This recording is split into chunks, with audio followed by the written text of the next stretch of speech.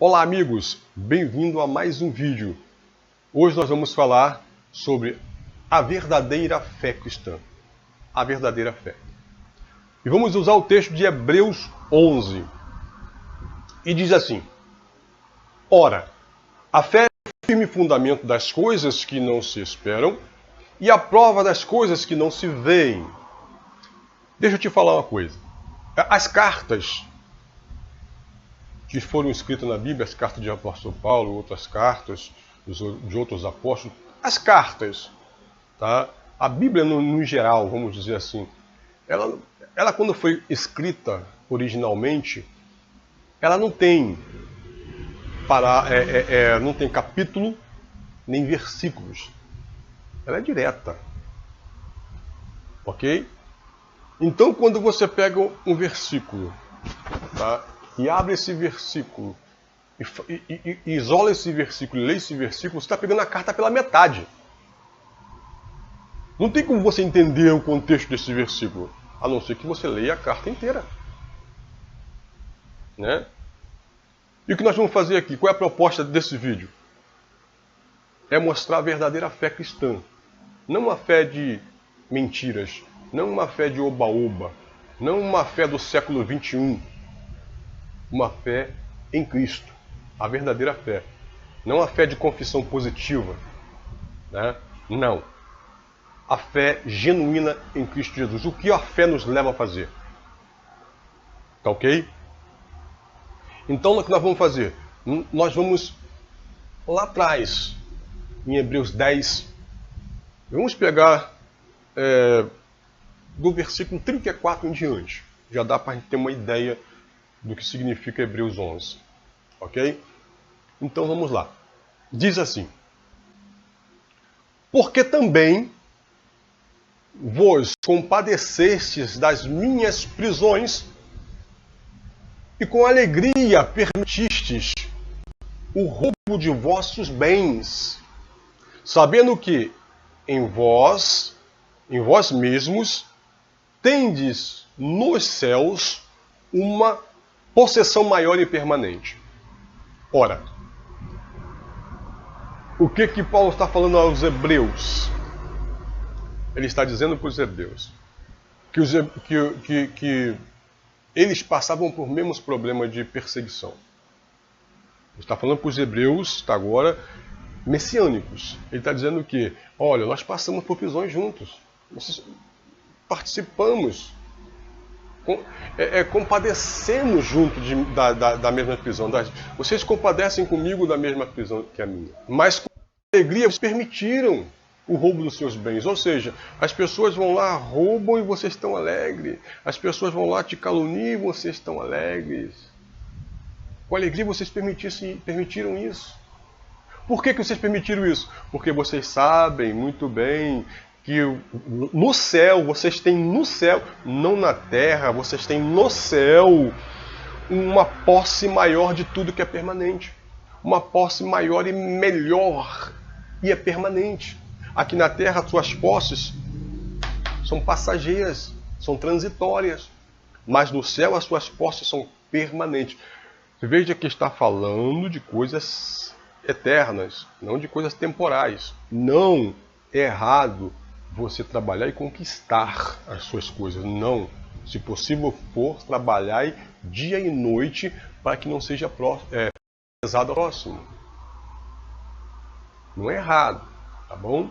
O problema é você colocar o seu coração nas coisas terrenas. Viver em prol das coisas terrenas. Tá? E com isso, né? E com isso você alimenta quem? A sua carne. Você alimenta quem? Os seus desejos. E mais quem? Os cães gulosos. Ok? Continuando. No 35.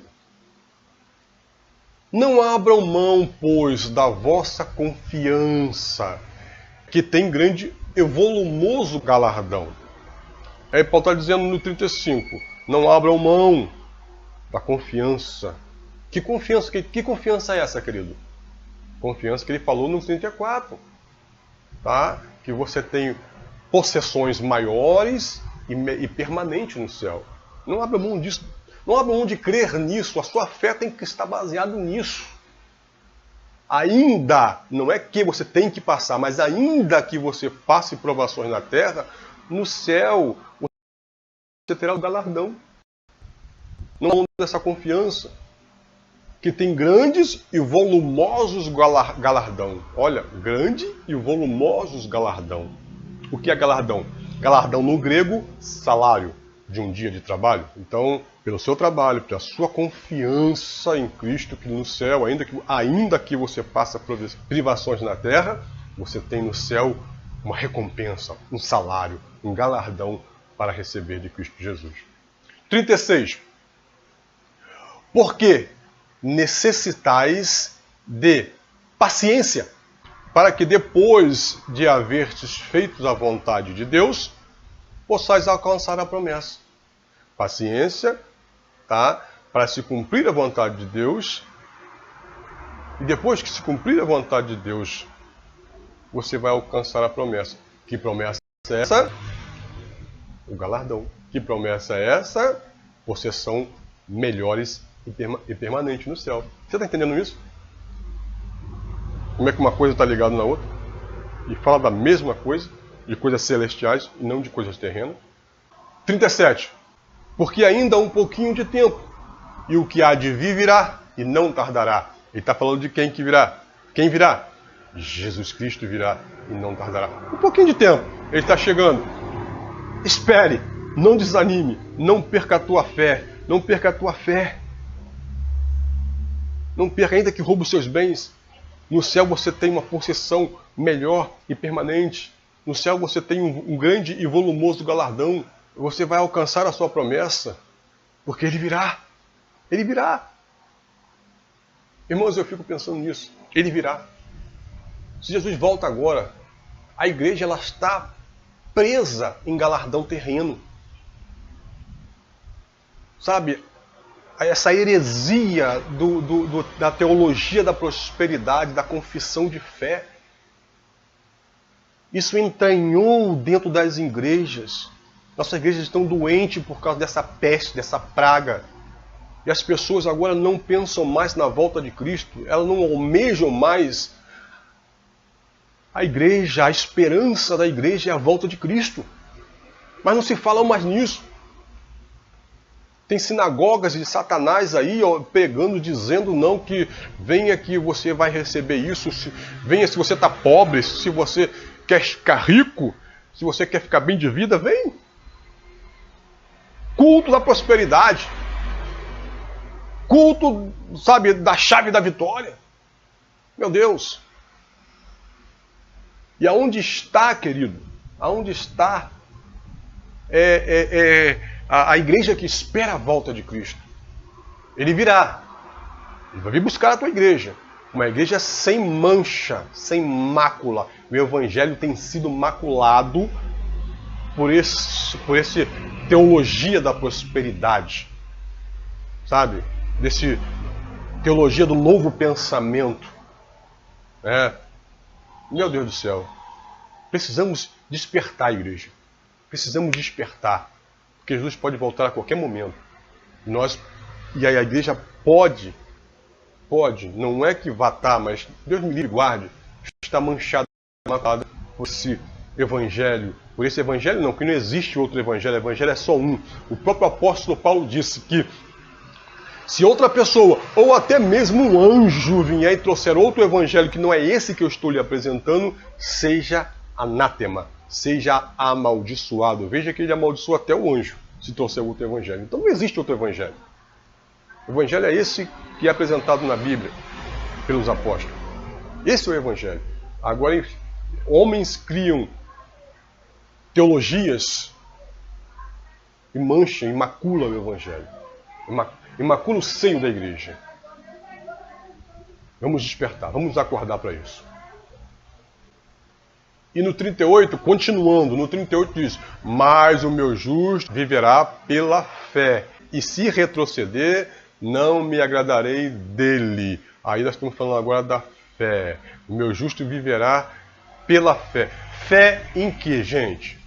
Fé em quê? Que no céu nós temos uma recompensa, no céu nós temos uma possessão maior e permanente, no céu nós temos um grande e volumoso galardão, fé que nós vamos alcançar a promessa de Deus, fé que falta um pouquinho de tempo, mas Ele virá.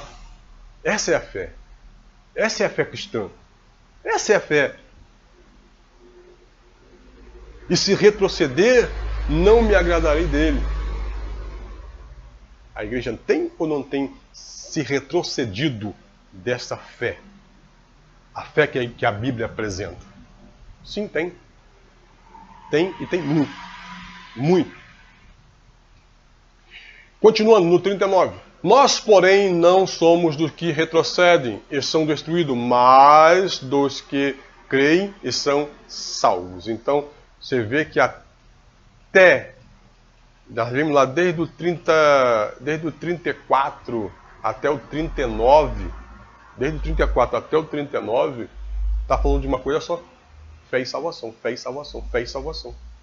Fé e céu, fé e coisas celestiais, não de coisas terrenas. Em maneira alguma está dizendo aqui em coisas terrenas, só de coisas celestiais. Agora nós vamos lá para o Hebreus 11, nosso versículo de introdução. Hebreus 11, vamos ler de novo. Ora, a fé é o firme fundamento, tá? Lembrando que isso é a continuação. Terminamos lá em Hebreus 10, 39, agora entramos porque é a continuação, está falando da mesma coisa. Ora, a fé é o firme fundamento das coisas que se esperam e a prova das coisas que não se veem. A pergunta é: o que você tem esperado? A fé é o firme fundamento das coisas que se esperam. O que você tem esperado no Senhor? Essa é a pergunta. Será que você tem esperado que Deus dê um jeito no seu casamento? Ora, seja o melhor esposo, seja a melhor esposa. Simples. Você está esperando que Deus te dê um emprego melhor? Vai estudar, vai se formar, vai se graduar, ou sai por aí buscando um serviço, um quintal para capinar? Você está esperando, o que você espera de Deus? Que Deus te dê um carro? Trabalhe. Gaste tempo trabalhando, ralando e compre. É isso que você espera de Deus? Coisas terrenas? Coisas terrenas nós podemos alcançar se soubermos, tivermos inteligência para alcançar. Agora, as coisas dos céus só podemos alcançar pela fé em Cristo. Aleluia. As coisas do céu só podemos alcançar. As terrenas nós podemos alcançar com nossos esforços, com nossos trabalhos. Ok? Mas a fé em Cristo, a fé de que um novo céu e nova terra virá, a fé de que Ele está voltando para buscar a tua igreja, para buscar a sua noiva, essa fé é só Ele. Só podemos esperar nele isso. Porque isso nós não podemos fazer. Isso o ser humano não pode fazer por suas próprias forças e seus próprios méritos. Ok? Então essa é a fé. O que você tem esperado de Deus? Essa é a pergunta. Faça uma reflexão. Veja o que você tem esperado em Deus. Se é o correto. Agora Hebreus 2 diz o seguinte. Continuando, Hebreus 11, Hebreus 2. Pois foi por meio dela que os antigos receberam bom testemunho. Veja aqui. Agora, Paulo vai dar uma lista. Eu não vou ler para não ficar muito extenso, mas ele vai dar uma lista de homens que alcançaram o bom testemunho de fé. Bom testemunho de fé. E se algum deles ficaram ricos, não foi pela fé na riqueza, ou na fé que Deus ia deixar de rico, não. Foi consequência do seu trabalho. Então aí ele vai agora dar uma sequência de homens que alcançaram um bom testemunho pela fé. Eu quero falar só apenas de alguns. Lá no 24, eu quero falar 4, 25 e 26, tá? O versículo 24 diz o seguinte: pela fé Moisés, já adulto, recusou ser chamado filho da filha de Faraó. 25. Preferiu ser maltratado com o povo de Deus a desfrutar dos prazeres do pecado durante algum tempo. Olha só que coisa. 26. Por amor de Cristo, considerou a desonra riqueza maior do que os tesouros do Egito. Porque contemplava, o que ele contemplava, gente? Ele contemplava o quê? A sua recompensa.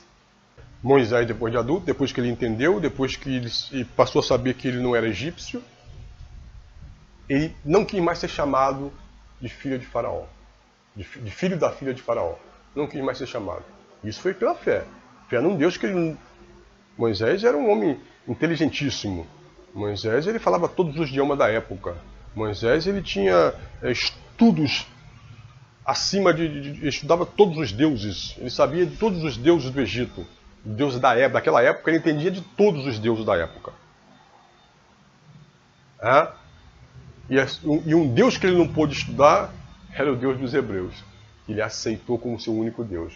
Então, pela fé nesse Deus, ele disse, não, eu rejeito todos os deuses do Egito e não quero mais ser chamado de filho, eu não quero mais ser neto de Faraó, considerado neto de Faraó. Eu prefiro ser maltratado, eu preciso ser escravizado, prefiro ser escravizado do que desfrutar da riqueza, dos prazeres desse templo aqui, do Egito. E ele considerou a desonra riqueza maior. Aonde, cara?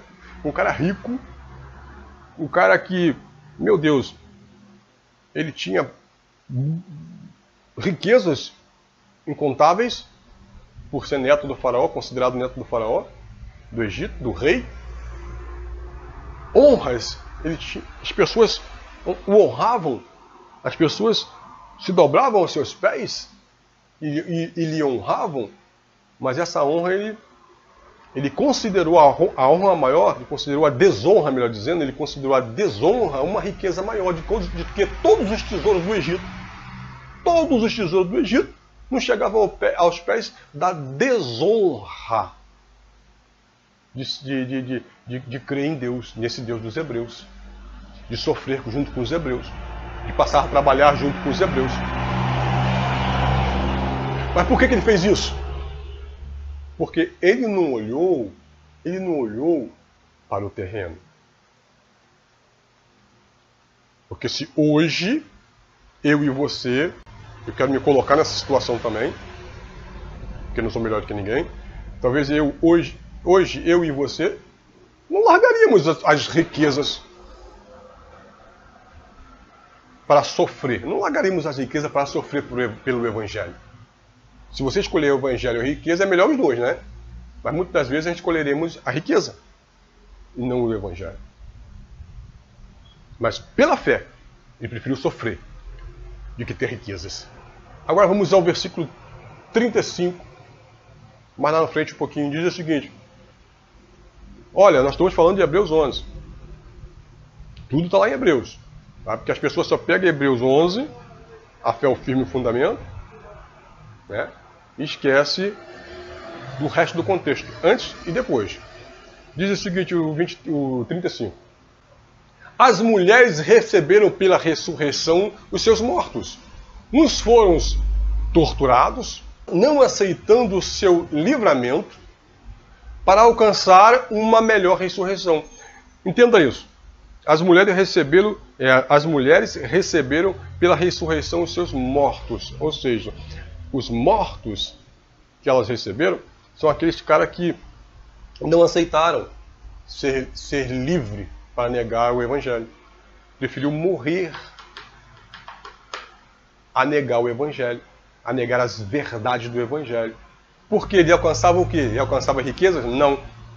Eles entendiam que Deus iria ressuscitá-los pela sua fidelidade ao Evangelho. Deus iria ressuscitá-los. Então, para alcançar uma melhor ressurreição. 36 e 37. E outros experimentaram o escárnio e açoites, e até cadeias e prisões. Foram apedrejados, cerrados, tentados, mortos aos fios de espadas, andavam vestidos de peles de ovelhas e de cabras, desamparados, aflitos e maltratados. Meu Deus, eu quero entender que evangelho de cifrões que nós estamos vivendo. Porque quando eu vejo a glória do evangelho, não é nada nesse mundo terreno, não é pautado nesse mundo terreno. A glória do evangelho é pautada no que é celestial. Olha a glória que os apóstolos e aqueles que seguiam os apóstolos passavam.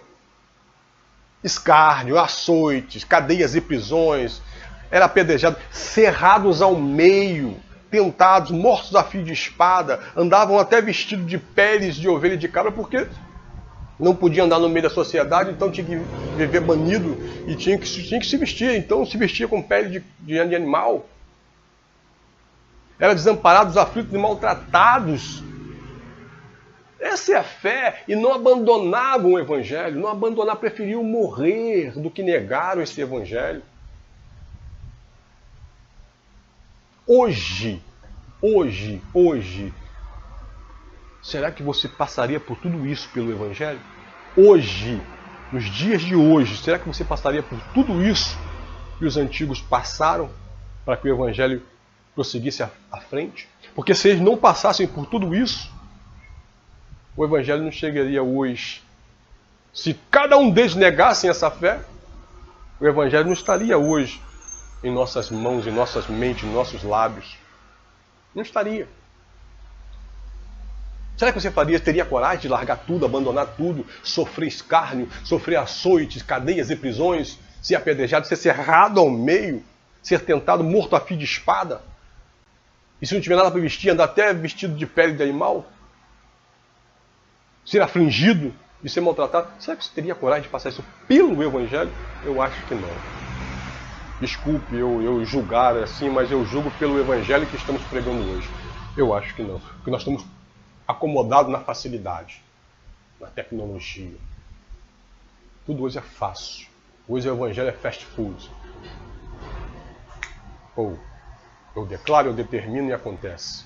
E por que isso está no nosso evangelho? Por que esse evangelho de facilidade, de fast food, está no nosso evangelho?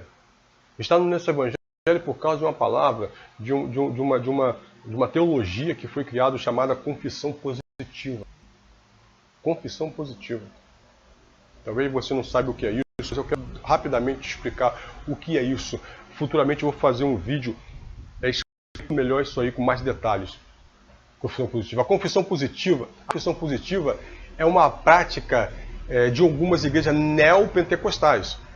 Algumas igrejas, poucas não fazem, mas algumas igrejas pentecostais. Para conseguir bênçãos. Essa prática é para conseguir bênçãos, tá, queridos? De acordo com a confissão positiva. A pessoa confessa aquilo, né? Ela confessa aquilo que deseja, aquilo que quer, e assim será feito. A Bíblia não ensina isso, a Bíblia não ensina a confissão positiva.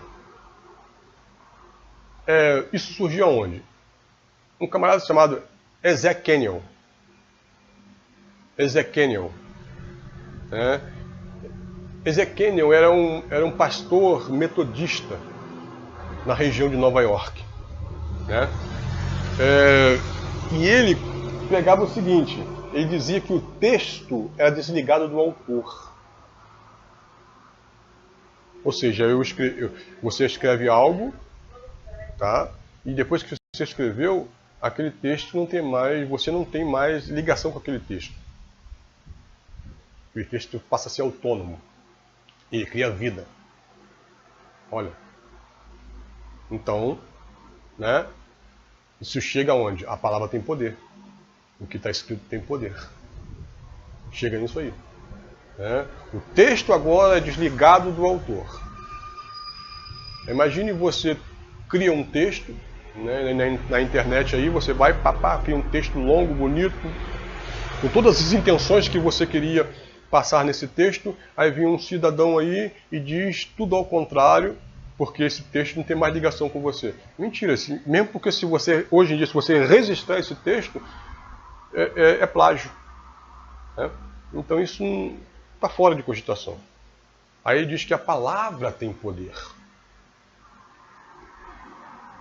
Em 1980, 81, né, Isaac Kenyon ele estudou na escola Emerson de oratória. Escola Emerson de oratória. Lá em Boston. Quando se deparou com o ensino do novo pensamento, olha só, do hipnotizador e curandeiro Phineas Kimby. Então Kimby nasceu em 1806 e até 1866. Tá? Os seguidores de Kimber criam no poder da mente e negavam a existência da matéria, do sofrimento, do pecado e da enfermidade. Kimber dizia que a enfermidade não existia, era coisa da mente. Ele dizia isso, que a enfermidade não existia, era coisa da mente. Conhecido como o guru da ciência da mente e fundador do novo pensamento, Kimber influenciou Mary Beck Eddy, que em 1879 fundou a Igreja da Ciência Cristã. Eu acho que você já ouviu falar sobre isso. Igreja da Ciência Cristã. Kenyon disse que muito se podia aproveitar dos ensinos de Mary Beck Eddy e se empenhou nas campanhas pregando a salvação e cura em Jesus Cristo, dando ênfase aos estudos bíblicos que falam de saúde e prosperidade. Então, basicamente, essa teologia da prosperidade, da confissão positiva, ela nega a enfermidade, tá? E diz que todo cristão tem que ser rico, tem que ter dinheiro, tem que ter posses. Se você crê num Deus que tudo tem, você não pode ser miserável. E frisando, você só é miserável se você não fizer nada. Você só é miserável se você não for trabalhar. Você só é miserável se você não arrumar nada para fazer. Aí você se torna miserável. Mas se você tem um trabalho, ainda que seja varrer rua, ainda que seja capinar um quintal, você não é miserável. Você é um batalhador, você é uma pessoa que está trabalhando dignamente. Ok? Miserável, a pessoa miserável não tem dignidade. Agora você que está trabalhando, ainda que seja capinar um terreno, você tem dignidade. Então você não é miserável. Você não tem muitas posses, porque você não teve oportunidade de se preparar, você não teve oportunidade de estudar, você não teve oportunidade de um pistolão, de um bom emprego. Enfim, Kenyon foi influenciado pela seita ciência da mente, ciência cristã e a metafísica e do novo pensamento. Veja. Kenyon é reconhecido hoje como o pai do movimento Confissão Positiva. Também conhecido aqui para nós como a teologia da prosperidade. Palavra de fé, o movimento da fé. Pois influenciou muita gente. Um dos influenciados foi Kenneth Hagin. Kenneth Hagin, eu tenho um livro dele. E Kenneth Hagin diz no seu livro, o livro A Arte da Intercessão, ele diz que Adão passou a sua autoridade para o diabo. O que Deus tinha dado a ele, deu para o diabo. Logo, Deus não tem mais autoridade nenhuma sobre a terra. E que o rei dessa terra agora é o diabo. Entenda isso. Deus já não manda mais nada. Deus agora é um cara que fica de fora olhando para dentro. Né? Deus não pode fazer mais nada para este mundo. Porque Adão deu a autoridade do mundo para o diabo.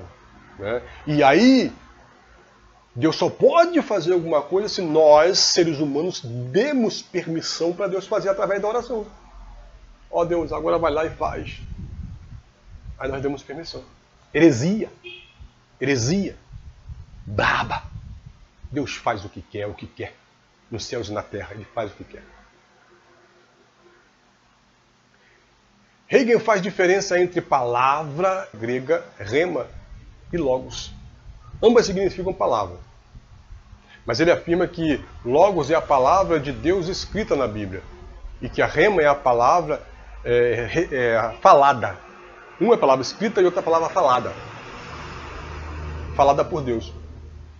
Em revelação ou inspiração. A uma pessoa em qualquer época. De modo que o crente pode repetir com fé qualquer promessa bíblica, aplicando a sua necessidade pessoal e exigir o seu cumprimento à base da confissão positiva e a fé. Ele diz que o crente deve declarar o que já tem, que Deus prometeu nos textos bíblicos.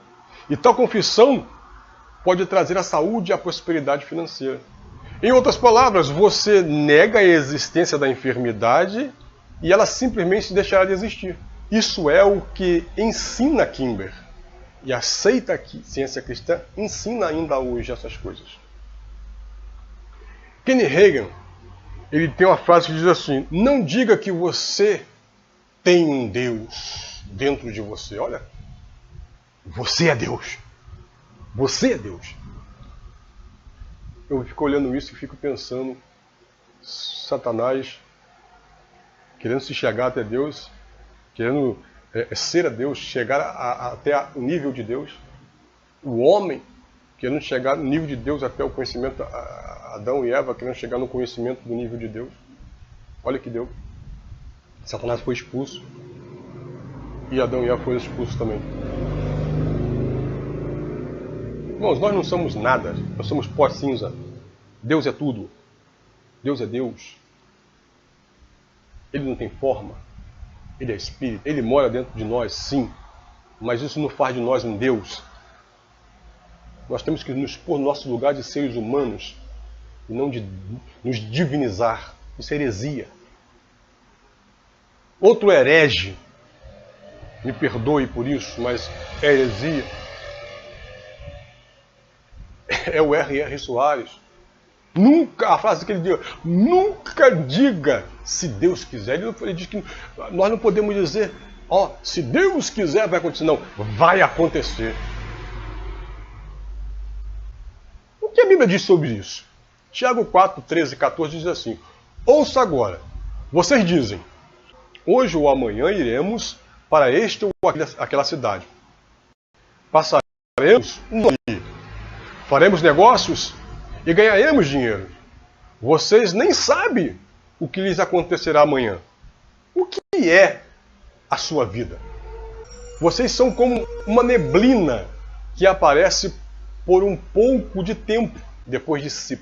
No 15, ele diz: ao invés disso, deveriam dizer, se o Senhor quiser, viveremos e faremos isso ou aquilo. Se Deus quiser, se o Senhor quiser, faremos. Deus, eu oro por isso, mas se o Senhor quiser, eu vou orar por uma pessoa que está doente. A pessoa almeja a cura, mas eu posso determinar que essa pessoa vai ser curada? Não, Deus que vai determinar. Talvez Deus tenha um plano na vida dessa pessoa não ser curada. Meu Deus! Deus é soberano. Soberano sobre todas as coisas. Inclusive sobre a nossa vida. Ele tem a soberania. Inclusive o inferno. Ele tem a soberania. Tudo foi criado por ele. Ele é soberano. E não o homem. Essa teologia da prosperidade é baseada nisso. Por isso quando ele pega, a pessoa pega Hebreus 11, diz, não, é fé. A fé é certeza. Mas fé, tem que ter fé, tem que ter certeza que vai acontecer. 16, 17 diz assim, Tiago 4, 16, 17 diz assim: agora, porém, vocês se vangloriam das suas pretensões.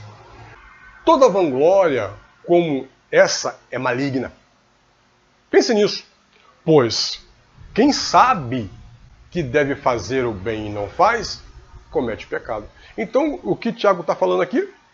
Tiago está falando que vanglória, né, essas coisas de não, eu vou fazer, eu vou acontecer, isso é vanglória das nossas pretensões.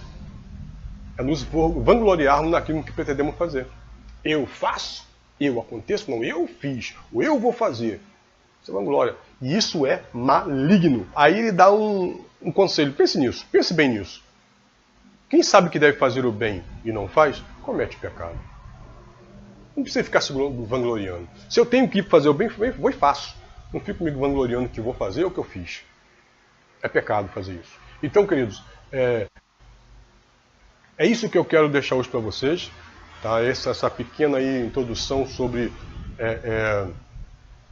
esse evangelho, essa teologia da prosperidade, tá? Em cima do versículo de Hebreus 11. De maneira nenhuma Jesus disse, ou os apóstolos disseram, que nós temos que buscar riqueza. Muito pelo contrário, Jesus disse, não ajuntais tesouro na terra, onde a taça, a ferrugem corrói, mas juntai tesouro no céu, porque aonde estiver o seu tesouro, ali estará o seu coração. E que Deus vos abençoe rica e abundantemente. Amém.